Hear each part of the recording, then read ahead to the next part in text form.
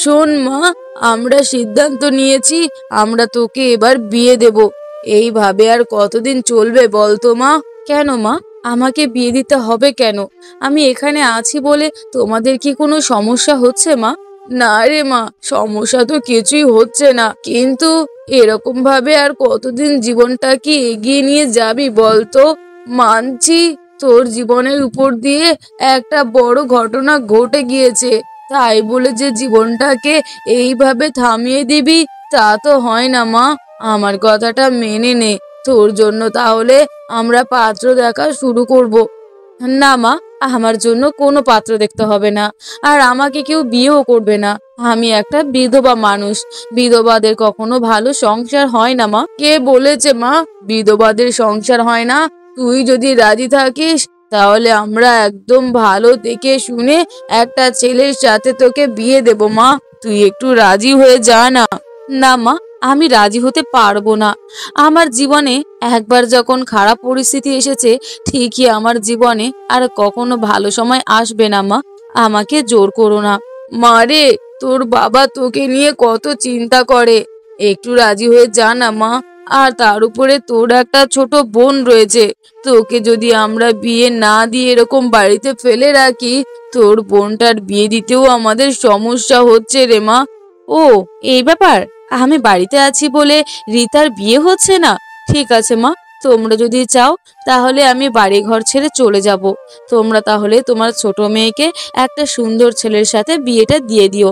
এটা তুই কি বলছিস মা? তোকে আমরা এমন কথা বলতে চাইনি। আসলে আমরা বলতে চাইছি জীবনটাকে এইভাবে এগিয়ে না গিয়ে একটা বিয়ে দিলে কারো একজনের জীবন সঙ্গী হয়ে জীবনটাকে কাটাতে পারবি মা। এরকমটা ভাবিস না। দেখো মা, আমাকে বিয়ে করার জন্য আর জোর করো না। এমন ভাবে দেখতে দেখতে বেশ কিছুদিন কেটে যায়। মারে, রান্নার তেল আর নুনটা ফুরিয়ে গিয়েছে, একটু পাড়ার দোকানে যা না মা, গিয়ে একটু তেল আর নুনটা নিয়ে আয়। আমি রান্না বসাতে পারছি না মা, তুই যদি তেল আর নুন এনে দিস তবেই আমি রান্নাটা বসাতে পারবো। আচ্ছা ঠিক আছে মা, তুমি রান্নার দিকে যাও, আমি এক্ষুনি তোমার জন্য দোকান থেকে তেল নুন এনে দিচ্ছি। এরপর প্রিয়া তাদের পাড়ার দোকানে যায় তেল এবং নুন আনতে। ঠিক তখনই রাস্তায় সুমন তাকে দেখতে পায় এবং সুমনের ভীষণ পছন্দ হয় প্রিয়াকে। বাবা, মা, আমি তোমাদেরকে একটা কথা জানাতে চাই। হ্যাঁ বাবা, বল, কি কথা বলবি আমাদেরকে? আসলে বাবা, তোমরা তো আমাকে অনেক দিন থেকে বিয়ের জন্য চাপ দিচ্ছ, কিন্তু আমি তো বিয়েতে রাজি হচ্ছি না, কারণ আমি মনের মতো কাউকেই পাচ্ছি না। আর মনের মতো যদি কাউকে না পাই, কেমন ভাবে তাকে নিজের সঙ্গী বানাবো বলো তো? হ্যাঁ বাবা, ঠিক কথাই বলেছিস।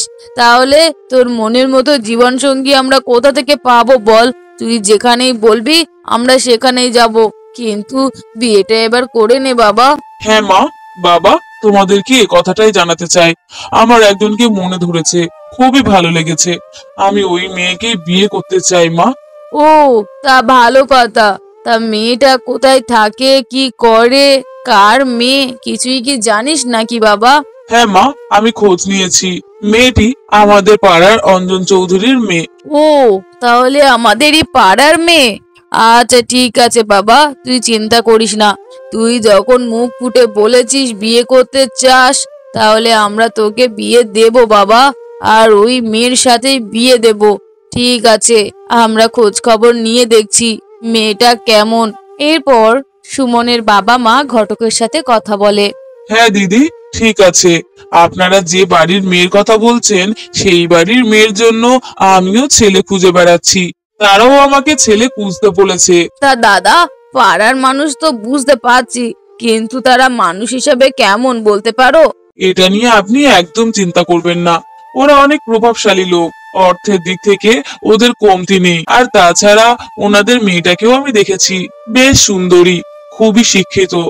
আপনাদের ছেলের জন্য অসুবিধা হবে বলে আমার মনে হয় না। তা বেশ, এইরকমই তো আমি চেয়েছি। তাহলে আমার ছেলের তো ভালো পছন্দ আছে বলতে হবে, এইরকম একটা প্রভাবশালী লোকের মেয়েকে বিয়ে করতে যাচ্ছে। আচ্ছা ঘটক মশাই, তুমি যাও, গিয়ে আমাদের ব্যাপারে তাদের সাথে কথা বলো। ঠিক আছে দিদি, আপনারা চিন্তা করবেন না, আমি আজকে ওনাদের সাথে কথা বলছি। আর কথা বলার পরে ওনারা কবে যেতে বলেন সেটাও আমি আপনাদেরকে জানিয়ে দেব। বেশ বেশ, যাও তাহলে, গিয়ে ওদের সাথে একবার কথা বলে দেখো। আর আমার ছেলে কি করে না করে, আমাদের কি আছে না আছে, সব কিন্তু ওদেরকে ভালো করে জানিয়ে দিও।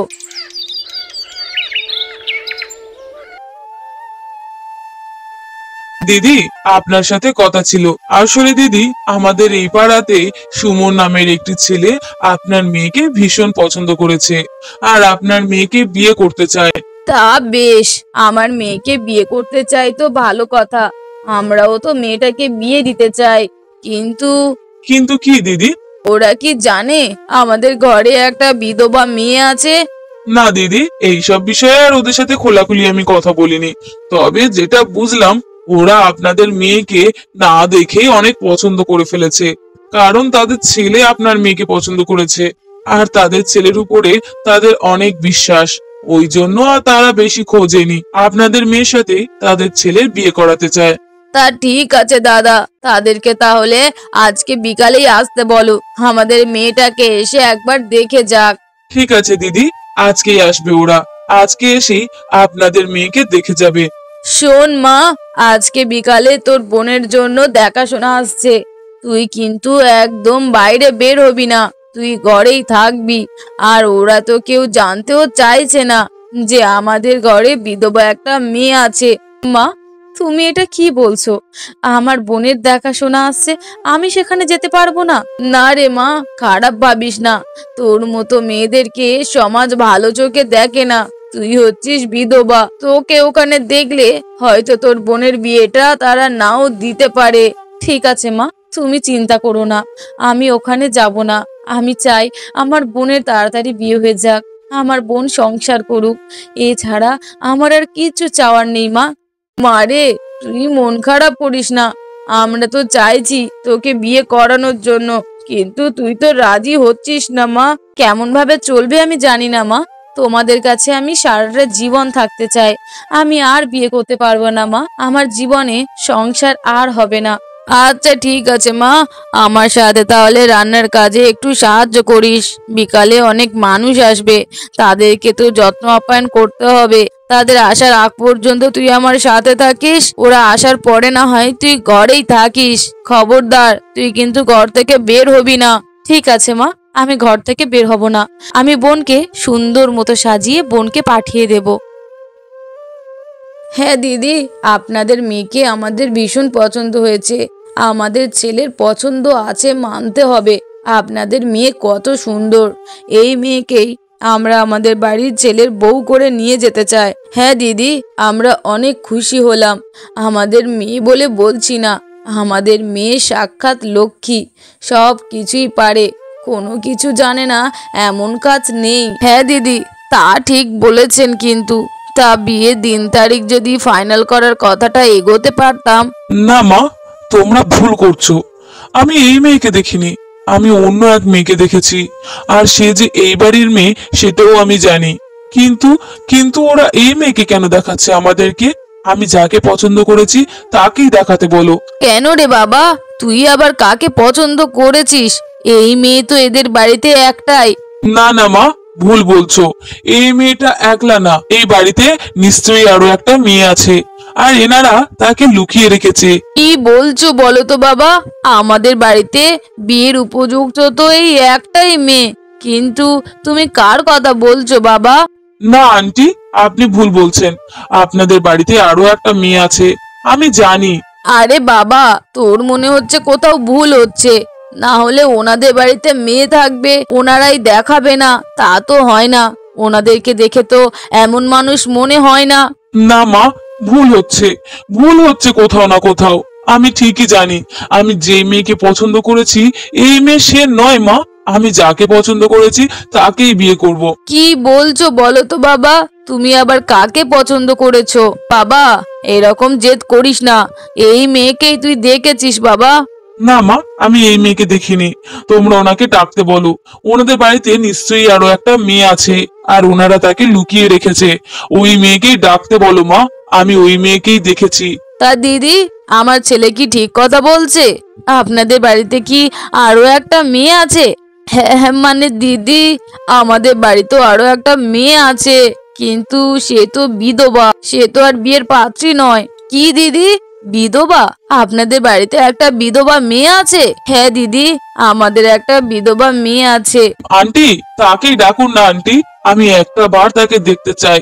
আমার বিশ্বাস এই মেয়ে সেই যাকে আমি দেখেছি। ওই মেয়েকেই ডাকুন আন্টি, আমি ওই মেয়েকে দেখতে চাই একবার। মা প্রিয়া, প্রিয়া, একটু এদিকে আয় তো মা। হ্যাঁ হ্যাঁ, এই তো সেই। একেই আমি দেখেছিলাম, একেই আমি পছন্দ করেছি মা। আমি একে বিয়ে করতে চাই। কি বাবু, তুই এই মেয়েকে বিয়ে করতে চাস মানে? এটা তো একটা বিধবা মেয়ে, এর তো বিয়ে হয়ে গিয়েছে, এর স্বামী মারা গিয়েছে, আর সেই মেয়েকে তুই বিয়ে করবি বাবা? হ্যাঁ মা, আমি ওকেই বিয়ে করব। ওকে এক দেখাতে আমার অনেক ভালো লেগেছে। আমি ওকে অনেক পছন্দ করি মা। আমি ওকেই বিয়ে করব। না না বাবা, এটা কি করে হয়? তুই আমাদের একটাই মাত্র ছেলে, আর তুই কি না একটা বিধবা মেয়েকে বিয়ে করবি?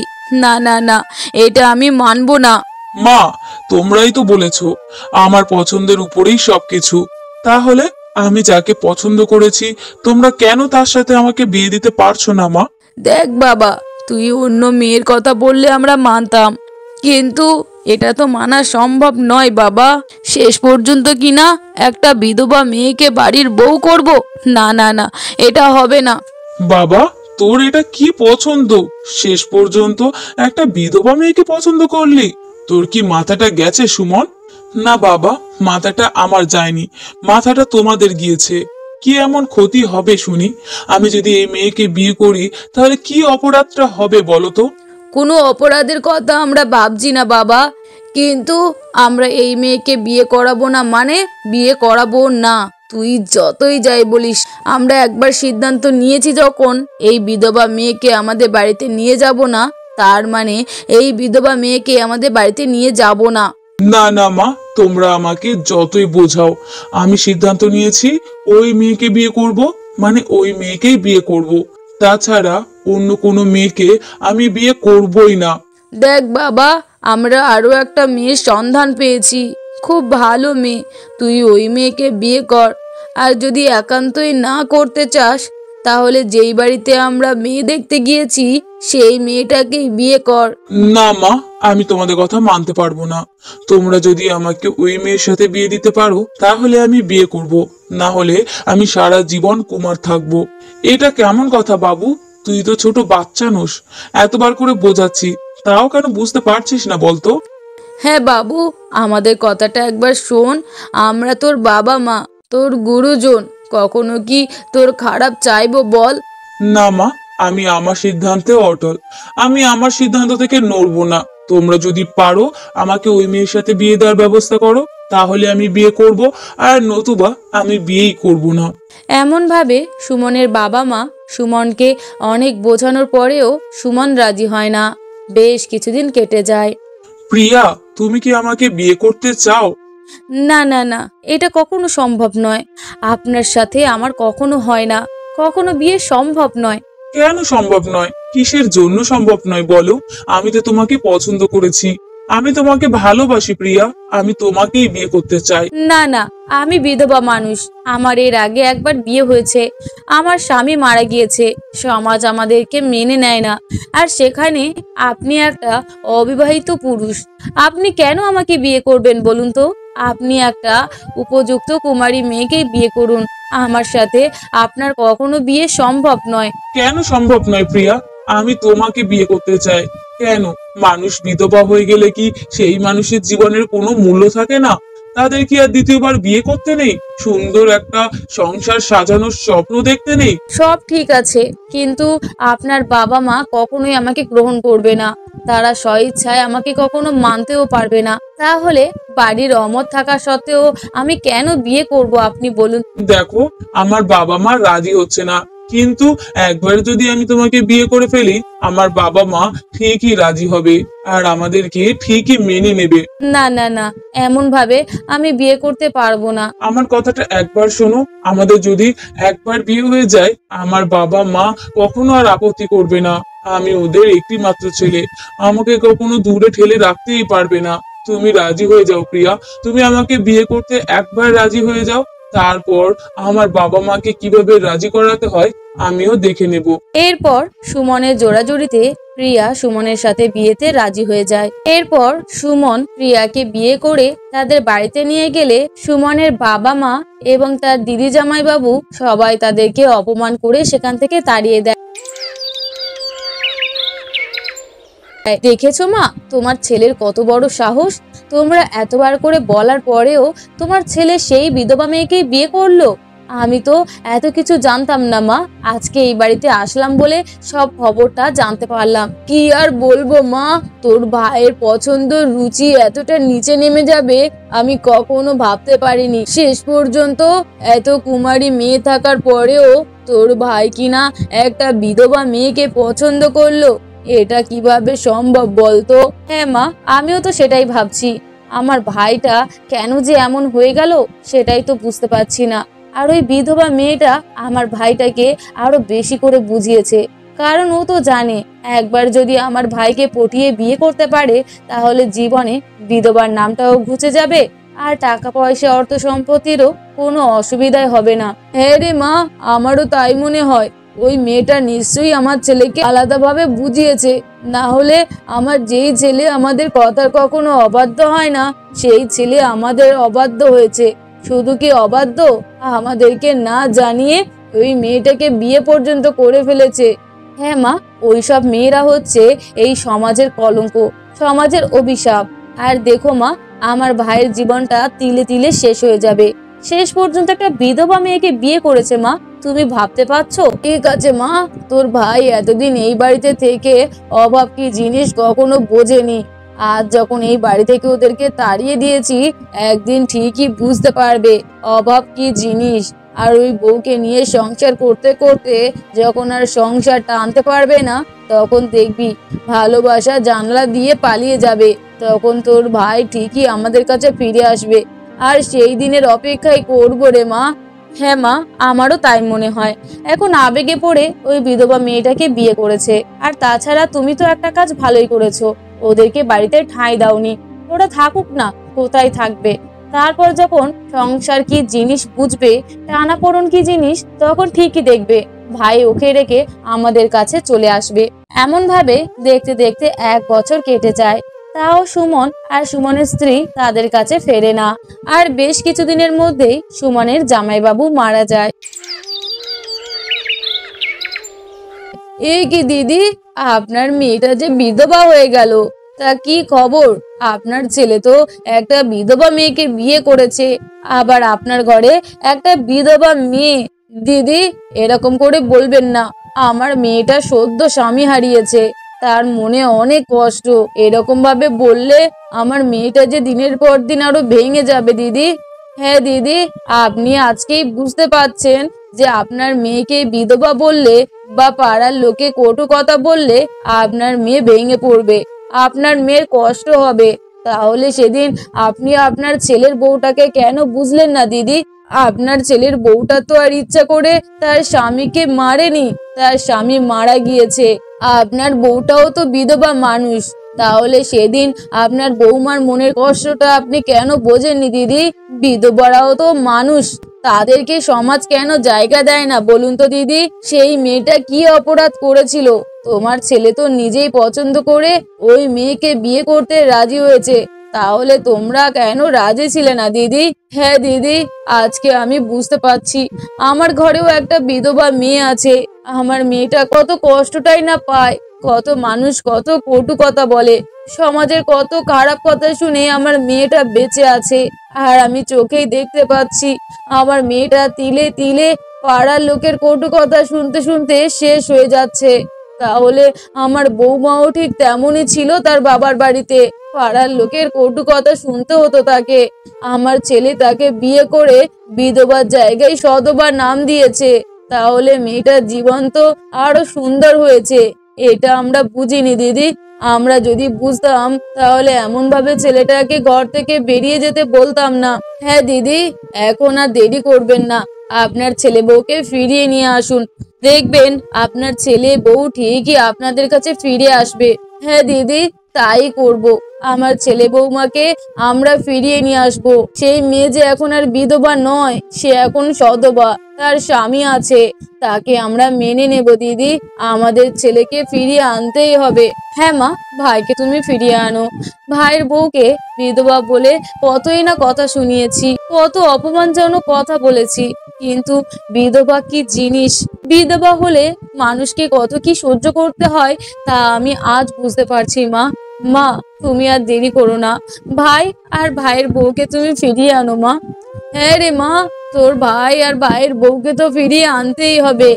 এরপর সুমনের মা, বাবা এবং দিদি সুমন এবং সুমনের স্ত্রীকে ফিরিয়ে আনতে যায়। এরপর সুমনের স্ত্রী এবং সুমনও তাদের সাথে ফিরে আসে।